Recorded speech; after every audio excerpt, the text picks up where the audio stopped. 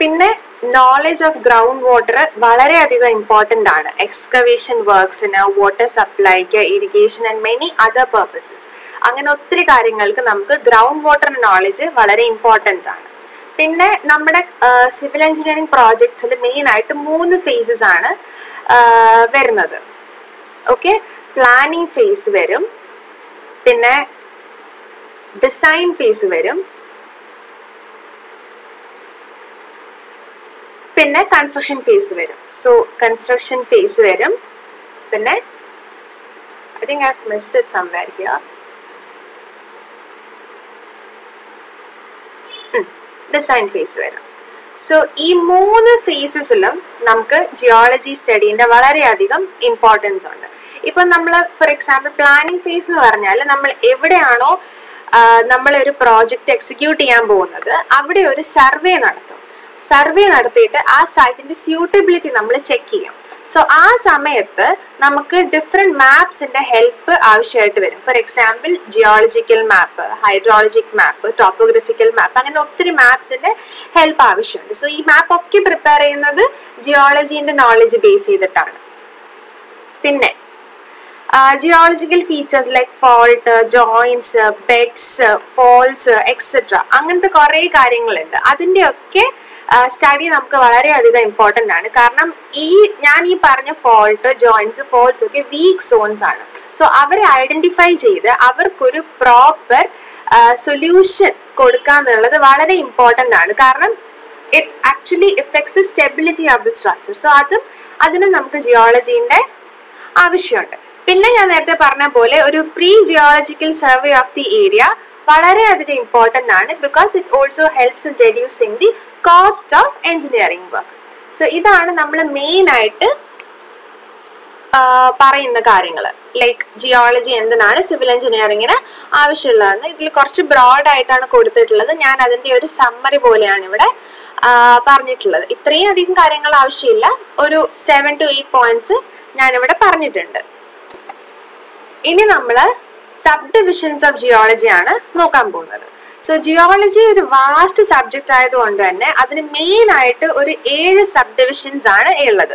അതല്ലാണ്ട് അതിനകത്തും again small headings ഉണ്ട്. പക്ഷെ നമുക്ക് മെയിൻ ആയിട്ടുള്ള 7 സബ് ഡിവിഷൻസ് നോക്കാം. സോ ഫസ്റ്റ് വൺ എന്ന് പറഞ്ഞാൽ ഫിസിക്കൽ ജിയോളജി ആണ്. സോ ആക്ച്വലി ഫിസിക്കൽ ജിയോളജി എന്താന്ന് പറഞ്ഞാൽ it actually deals with various processes of physical agents such as wind,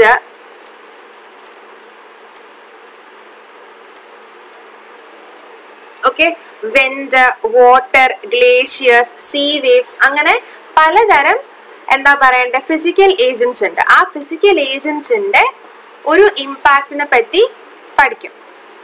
പിന്നെ ഫിസിക്കൽ ജിയോളജി ഡീൽ ചെയ്യുന്നത് എറോഷൻ, ട്രാൻസ്പോർട്ടേഷൻ, ഡിപ്പോസിഷൻ, അങ്ങനത്തെ കുറെ കാര്യങ്ങൾ. മൊത്തത്തിൽ നമ്മൾ പറഞ്ഞാൽ എർത്തിന്റെ ഫിസിക്കലി എന്തൊക്കെ കാര്യങ്ങളുണ്ട്, ഫോർ എക്സാമ്പിൾ കല്ല്, മണ്ണ്, മരം, പ്ലാറ്റ്യൂസ്, വാലീസ് എക്സെട്ര, പിന്നെ അതിൻ്റെ മേളിലുള്ള ഫിസിക്കൽ ഏജൻസിന്റെ ഇമ്പാക്റ്റ്, അതിൻ്റെയൊക്കെ ഒരു സ്റ്റഡിയാണ് മെയിനായിട്ട് ഫിസിക്കൽ ജിയോളജിയിൽ വരുന്നത്. സെക്കൻഡ് വൺ എന്ന് പറയുന്നത് ജിയോമോർഫോളജി. ജിയോമോർഫോളജി എന്ന് പറഞ്ഞാൽ എർത്തിന്റെ സർഫസിലുള്ള വേരിയസ് സ്ട്രക്ചേഴ്സിനെ പറ്റിയുള്ള സ്റ്റഡിയാണ്. For example hills, mountains, plateaus, valleys, basins, അതിൻ്റെയൊക്കെ ഒരു സ്റ്റഡിയാണ് ജിയോമോർഫോളജിയിൽ മെയിനായിട്ട് വരുന്നത്. പിന്നെ വരുന്നത് മിനറോളജിയാണ്. അതിൻ്റെ പേരിന്ന് തന്നെ അറിയാം, it is actually the study of minerals ആണ്. ഓക്കെ, അവരുടെ ഒക്കറൻസ്, അവരുടെ പ്രോപ്പർട്ടീസ്, അവരുടെ ഡിസ്ട്രിബ്യൂഷൻ, ഇതൊക്കെയാണ് നമ്മൾ മിനറോളജിയിൽ മെയിനായിട്ട് പഠിക്കുന്നത്. പിന്നെ വരുന്നത് പെട്രോളജിയാണ്. പെട്രോളജി എന്ന് പറയുന്നത് study of rocks, their formation, their mode of occurrence, their composition, textures, distribution on earth, everything എല്ലാം നമ്മൾ ഈ പെട്രോളജിന്റെ കീഴിലാണ് പഠിക്കുന്നത്. പിന്നെ പഠിക്കുന്നത് ഹിസ്റ്റോറിക്കൽ ജിയോളജിയാണ്. ലൈക്ക് എർത്ത് എങ്ങനെയാണ് ഉണ്ടായത്, ഓക്കെ, അതിനുശേഷം എന്തൊക്കെ ചേഞ്ചസ് ആണ് എർത്തിന് വന്നിട്ട് പ്രസന്റ് ആയിട്ടുള്ള ഒരു സ്റ്റേറ്റ് നമ്മുടെ എർത്ത് അറ്റൈൻ ചെയ്തത് എന്നുള്ളൊരു സ്റ്റഡി. കാരണം ആ ഒരു പഴയ കാലം തൊട്ട് ഇതുവരെ ഉണ്ടായ ചേഞ്ചസ് അനലൈസ് ചെയ്താലല്ലേ നമുക്ക് ഫ്യൂച്ചറിലെ കാര്യങ്ങൾ പ്രെഡിക്റ്റ് ചെയ്യാൻ പറ്റുള്ളൂ. സോ അതുകൊണ്ട് തന്നെ എർത്തിന്റെ എവല്യൂഷൻ പഠിക്കേണ്ടത് ഭയങ്കര ഇമ്പോർട്ടൻ്റ് ആയിട്ടുള്ള കാര്യമാണ്.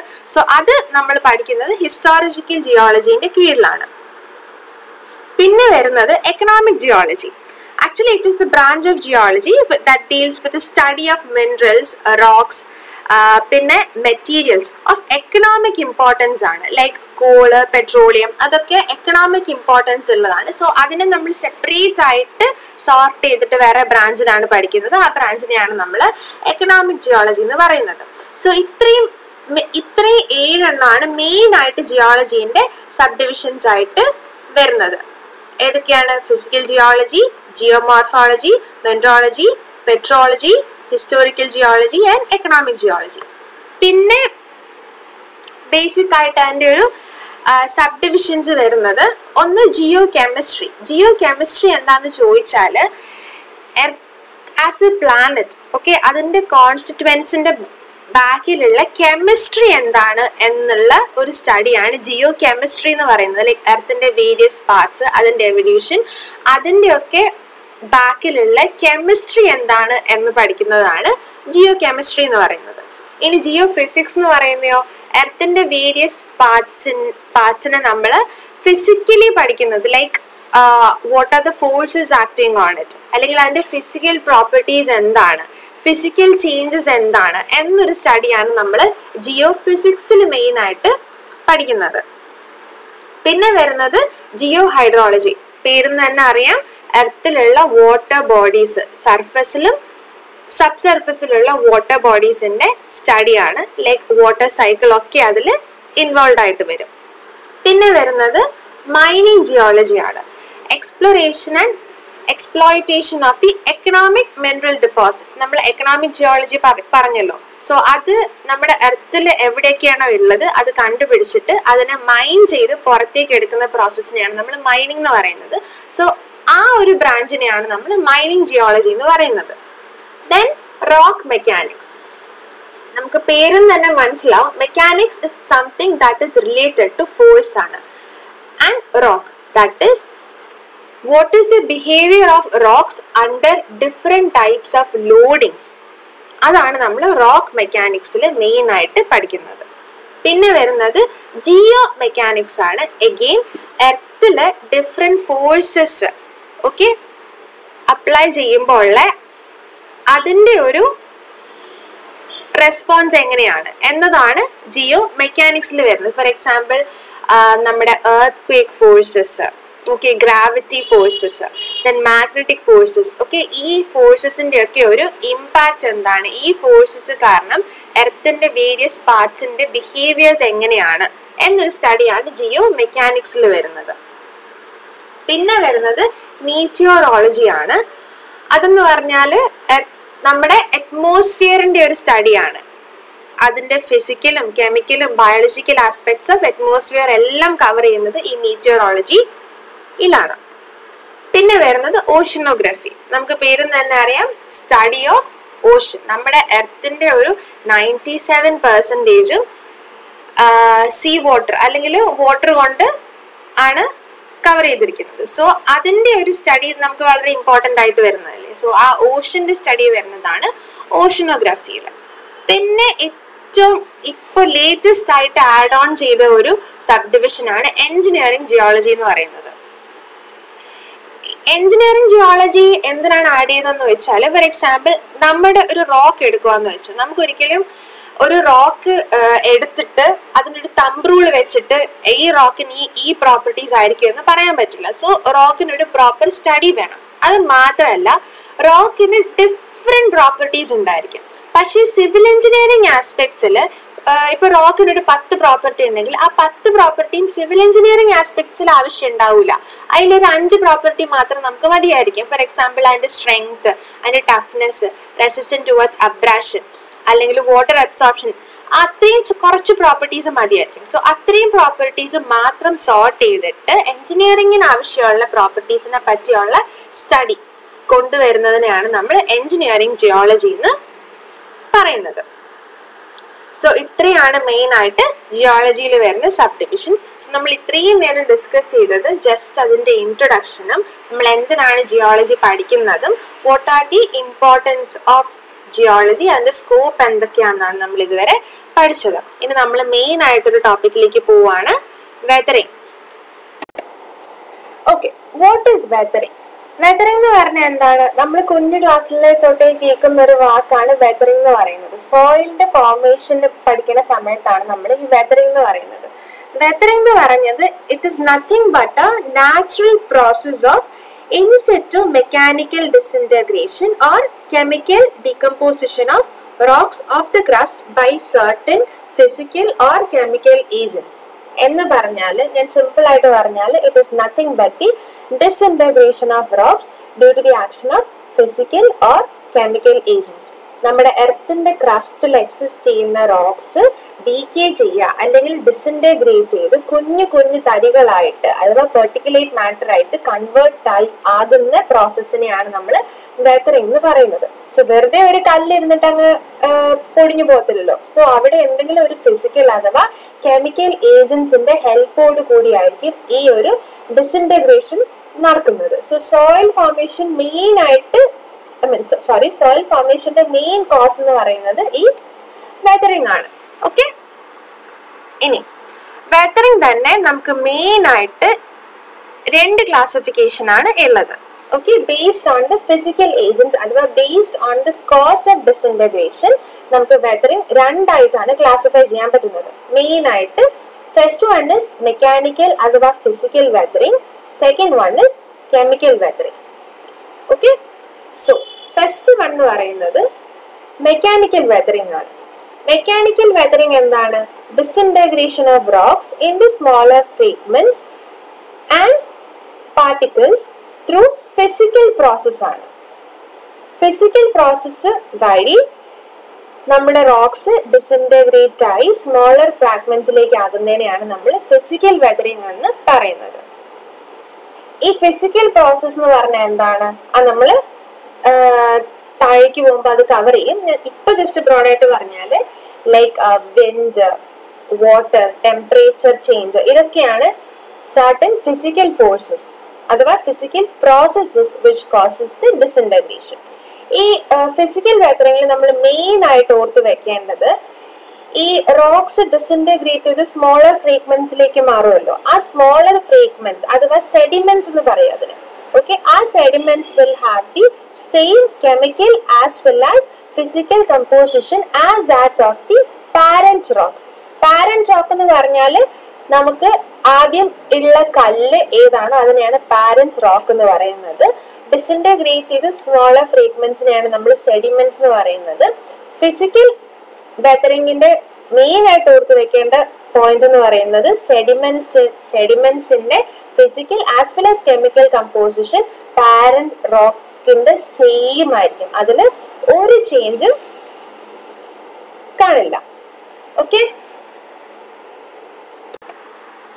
ഇനി what are the different physical processes that cause disintegration? നമ്മൾ ഇനി അതാണ് നോക്കാൻ പോകുന്നത്. ഓക്കെ, അതിൽ ഫസ്റ്റ് വൺ എന്ന് പറയുന്നത് ഫ്രോസ്റ്റ് ആക്ഷൻ ആണ്. നിങ്ങൾക്ക് ഈ പാഠത്തുനിന്ന് തന്നെ കാര്യങ്ങൾ മനസ്സിലാക്കാവുന്നതേ ഉള്ളൂ. ഓക്കെ, ഈ ബെഡ് റോക്സിനൊക്കെ ഞാൻ ഫ്രോസ്റ്റ് ആക്ഷനാണ് എക്സ്പ്ലെയിൻ ചെയ്യുന്നത്. നമ്മുടെ ഈ ബെഡ് റോക്സിലൊക്കെ കുഞ്ഞു കുഞ്ഞു കുഞ്ഞു ക്രാക്സ് അഥവാ വോയിഡ്സ് ഉണ്ടായിരിക്കും. ഓക്കെ, ഈ വോയിഡ്സിലൊക്കെ എന്ത് സംഭവിക്കും? വെള്ളം നിറയും. മഴ പെയ്യുമ്പോഴോ അല്ലെങ്കിൽ എന്തെങ്കിലും കാരണത്താൽ ഈ വോയിഡ്സിലൊക്കെ വെള്ളം നിറയും. ഇനി രാത്രി കാലങ്ങളാവുമ്പോൾ നമുക്ക് യൂഷ്വലി ടെമ്പറേച്ചർ ഭയങ്കര കുറവായിരിക്കും. ഇപ്പൊ നമ്മൾ ഡെസേർട്ട് റീജിയൻ ഒക്കെ എടുത്താൽ രാത്രി പോകുന്ന സമയത്ത് 10 ഡിഗ്രി സെൽഷ്യസ് വരെയൊക്കെ നമുക്ക് ടെമ്പറേച്ചർ ഫോൾ ഉണ്ടാവും. സോ ആ അല്ലെങ്കിൽ കോൾഡ് ടെമ്പറേച്ചർ സമയത്ത് എന്താ സംഭവിക്കാന്ന് വെച്ചാൽ ഈ ക്രാക്സിൽ നിൽക്കുന്ന വെള്ളം ഐസ് ആയിട്ട് മാറും. ഓക്കെ, വെള്ളം ഐസ് ആയിട്ട് മാറുമ്പോൾ 10% വരെ വോളിയം ഇൻക്രീസ് ചെയ്യും. അപ്പോ എക്സിസ്റ്റിംഗ് ക്രാക്സ് എന്ത് സംഭവിക്കും? വെള്ളം ഐസ് ആയിട്ട് മാറുന്ന സമയത്ത് വോളിയം കൂടുന്നത് കൊണ്ട് തന്നെ എക്സിസ്റ്റിംഗ് ക്രാക്സ് വൈഡൻ ചെയ്യും. Okay, See, the existing cracks are widened in the first stage ആണ്. അപ്പൊ എന്ത് സംഭവിക്കും? ക്രാക്സ് വലുതായല്ലോ, സോ കുറച്ചും കൂടി വെള്ളത്തിന് ഇതിന് അക്കോമഡേറ്റ് ചെയ്യാൻ പറ്റും. അപ്പൊ കുറച്ചും കൂടി വെള്ളം ഈ ക്രാക്സിനകത്ത് നിറയും. എന്നിട്ട് എന്ത് സംഭവിക്കും? ഇതുപോലെ തണുക്കുമ്പോൾ ഐസ് ആയിട്ട് മാറും. ഐസ് ആയിട്ട് വോളിയം കൂടിയിട്ട് ക്രാക്സ് പിന്നെയും വൈഡൻ ചെയ്യും. സോ ആ ഒരു പ്രോസസ് ഇങ്ങനെ കണ്ടിന്യൂസ് ആയിട്ട് നടക്കുമ്പോൾ എന്താ സംഭവിക്കുക? ക്രാക്സ് വൈഡൻ ചെയ്ത് ലാസ്റ്റ് പൊട്ടിയിട്ട് സ്മോളർ ഫ്രാഗ്മെന്റ്സ് ആയിട്ട് മാറും. അതാണ് ഈ ഫ്രോസ്റ്റ് ആക്ഷനിൽ നടക്കുന്നത്. സി, അതാണ് 3 ഫേസസ് ആയിട്ട് ഈ പടത്തിൽ കൊടുത്തിരിക്കുന്നത്. Water getting filled in the cracks, water freezing to ice, okay, causing the widening of the existing cracks, which eventually leads to the breaking of the rocks. Okay. Ini, a freezing cycle is often followed by a thawing cycle. എന്ന് പറഞ്ഞാൽ രാവിലെ ചൂടും രാത്രി തണുപ്പുള്ള situations വരും. ഞാൻ നേരത്തെ പറഞ്ഞ ഡെസേർട്ടിലൊക്കെ. സോ രാത്രി ഇത് ഐസ് ആവും, രാവിലെ ഇത് വെള്ളമാവും. ഓക്കെ, അങ്ങനെ ഡെയിലി എന്താ സംഭവിക്കുക? ഐസ് ആവുന്നു, വെള്ളമാകുന്നു, ഐസ് ആകുന്നു, വെള്ളമാകുന്നു. That is freezing and thawing cycles ഇങ്ങനെ കണ്ടിന്യൂസ്ലി നടക്കുവാണ്. ഓക്കെ, സി, ഇവിടെ തോയിങ് എന്ന് പറഞ്ഞാൽ nothing but the melting of ice within the cavities ആണ്. സോ ഈ റെപ്പറ്റീഷൻ ആയിട്ട് ഫ്രീസിങ് ആൻഡ് തോയിങ് വർഷങ്ങളായിട്ട് ഇങ്ങനെ നടന്നു പോകും. അങ്ങനെ നടക്കുമ്പോൾ എന്താ സംഭവിക്കുക? ഒരു ഇന്റേണൽ സ്ട്രെസ് ഈ ഒരു റോക്കിൽ അല്ലെങ്കിൽ ഒരു ബെഡ് റോക്കിൽ നമ്മൾ ഇൻഡ്യൂസ് ചെയ്യുവാണ്. ഈ കണ്ടിന്യൂസ് ഫ്രീസിങ് ആൻഡ് തോയിങ് കാരണം കണ്ടിന്യൂസ് ആയിട്ട് ഈ ക്രാക്സ് വൈഡൻ ചെയ്യുന്നു, ഷ്രിങ്ക് ചെയ്യുന്നു. സോ അങ്ങനെ ഒരു ഇന്റേണൽ സ്ട്രെസ്സസ് ഡെവലപ്പ് ചെയ്തിട്ട് ഗ്രാജുവലി എന്ത് സംഭവിക്കും? റോക്സ് ഡിസിൻറ്റഗ്രേറ്റ് ചെയ്ത് പോകും. C, repetition of freezing and thawing cycles over many years result in the exertion of internal stresses within the cavities, leading to gradual disintegration of rocks. ഇതിനെയാണ് നമ്മൾ frost action എന്ന് പറയുന്നത്.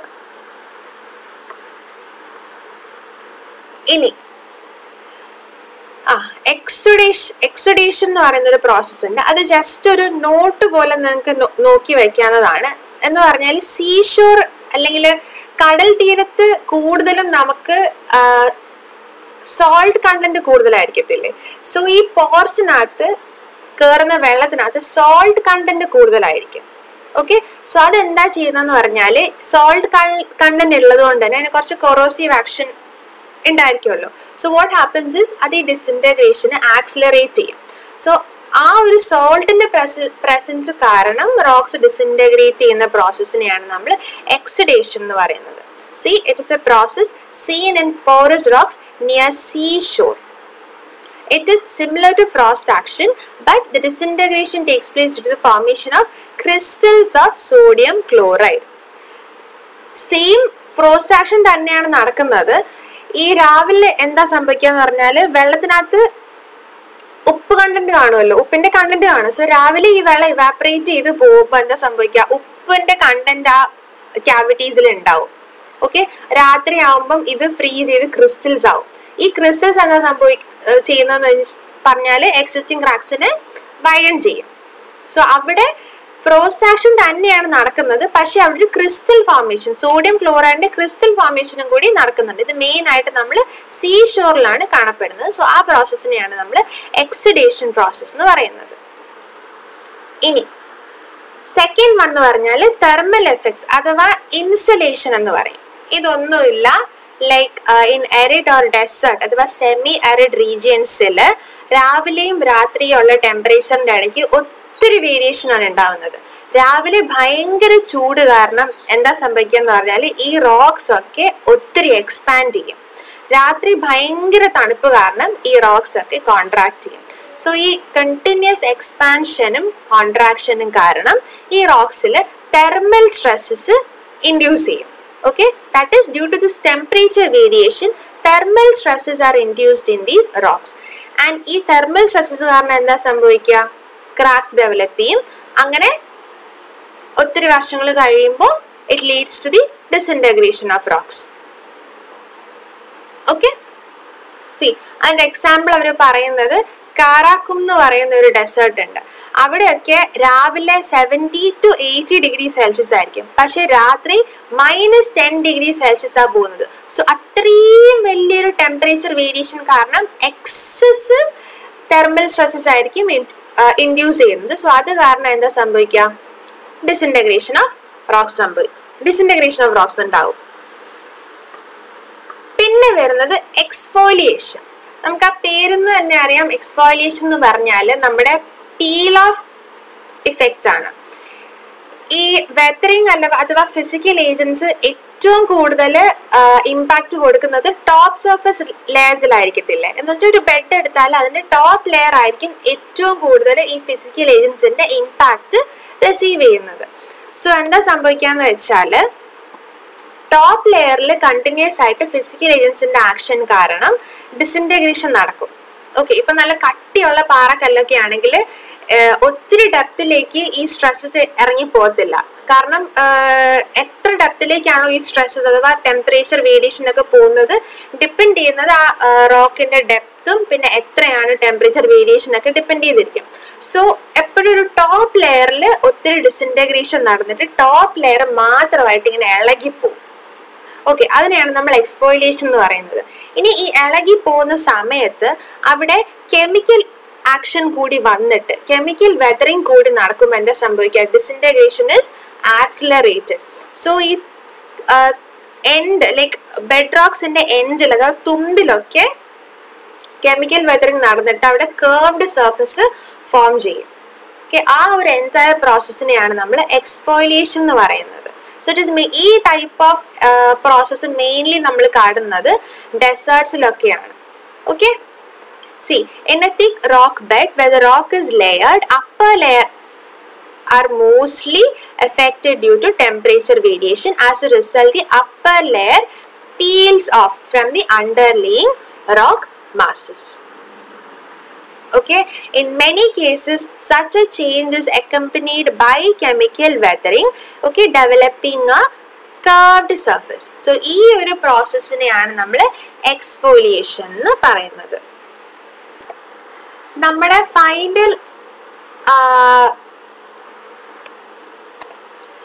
Final mechanical weathering process വരുന്നതാണ് unloading process എന്ന് പറയും. ഈ unloading process main ആയിട്ട് കാണുന്നത് സ്ട്രാറ്റിഫൈഡ് റോക്സിലാണ്. സ്ട്രാറ്റിഫൈഡ് റോക്സ് എന്ന് പറഞ്ഞാൽ ലെയേർഡ് റോക്സ് എന്ന് പറഞ്ഞാൽ മേളില് ബെഡ് റോക്സ് ലെയർ ആയിട്ട് ഉണ്ടായിരിക്കുന്നതിലാണ് നമ്മൾ കൂടുതലായിട്ടും ഈ അൺലോഡിങ് പ്രോസസ്സ് കാണുന്നത്. എപ്പോഴും ബോട്ടം ലെയേഴ്സ് ആയിരിക്കുമല്ലോ ഏറ്റവും കൂടുതൽ സ്ട്രെസ്ഡ് ആയിട്ടുള്ളത്. കാരണം ബോട്ടം ലെയേഴ്സിന്റെ മേലിൽ ഡിഫറെന്റ് ലെയേഴ്സ് ഉള്ളതുകൊണ്ട് അതിന്റെ മേലിലുള്ള ഓരോ ലെയറും ഈ ബോട്ടം ലെയറിൽ സ്ട്രെസ് അപ്ലൈ ചെയ്യുവാണ്. സോ ബോട്ടം ലെയർ ഒരു കംപ്രസ്ഡ് ആയിട്ടാണ് ഇരിക്കുന്നത്. ടോപ്പ് ലെയേഴ്സ് എക്സേർട്ട് ചെയ്യുന്ന കംപ്രസീവ് ഫോഴ്സസ് കാരണം ബോട്ടം ലെയർ എപ്പോഴും കംപ്രസ്ഡ് ആയിട്ടാണ് ഇരിക്കുന്നത്. സോ ടോപ്പ് ലെയർ ആയിരിക്കുമല്ലോ ഏറ്റവും കൂടുതൽ വെതറിങ്ങിന് എക്സ്പോസ്ഡ് ആവുന്നത്. സോ വർഷങ്ങൾ കഴിയും തോറും ഈ ടോപ്പ് ലെയേഴ്സ് എന്താ സംഭവിക്കുക എന്ന് പറഞ്ഞാൽ അവർക്ക് ഡിസിൻറ്റഗ്രേഷൻ നടന്നിട്ട് they get removed.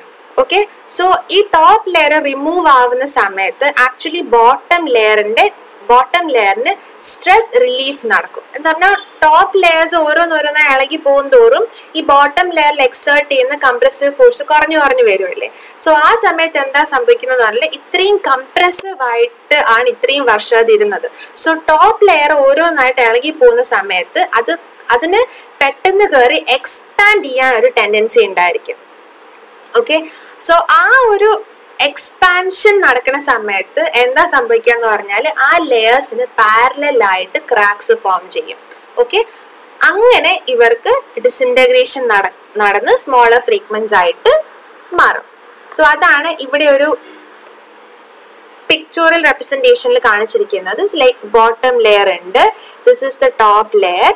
Okay, so വർഷങ്ങൾ കഴിയും തോറും എന്താ സംഭവിക്കുക? ടോപ്പ് ലെയറിന് വെതറിങ് നടന്ന് ഇളകിപ്പോയി. സോ ഇത്രയും നാള് കംപ്രസ്ഡ് ആയിട്ട് ഇരുന്നത് കൊണ്ട് ടോപ്പ് ലെയർ പോണ സമയത്ത് ഈ ബോട്ടം ലെയർ എന്ത് ചെയ്യും? പെട്ടെന്ന് എക്സ്പാൻഡ് ആവാൻ നോക്കും. സോ ആ എക്സ്പാൻഡ് ആവാൻ നോക്കുന്ന സമയത്ത് പാരലൽ ആയിട്ട് ലൈക്ക് ബെഡ് റോക്സിന് പാരലായിട്ട് ക്രാക്സ് ഡെവലപ്പ് ചെയ്യും. പിന്നെ എന്ത് സംഭവിക്കും? ക്രാക്സ് ഒന്ന് ഉണ്ടായാൽ പിന്നെ ഡിസിൻറ്റഗ്രേഷൻ പെട്ടെന്ന് നടക്കുമല്ലോ. സോ അതാണ് ഈ അൺലോഡിങ്ങിന് മെയിൻ ആയിട്ട് സംഭവിക്കുന്നത്. C, as a result of this joints develop in the rock mass parallel to the uncovered surface dividing them into sheets.